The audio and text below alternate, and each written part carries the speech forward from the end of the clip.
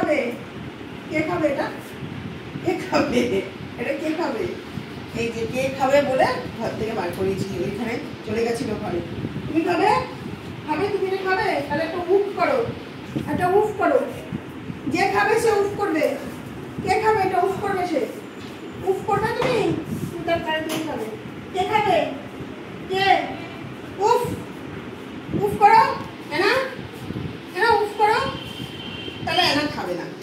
ডোনা উফ করো, ডোনা। এই যে উফ উফ উফ। উফ করছিস না তো, তার মানে তুই খাবি না। খাবি? খাবি আপেল? খাবি?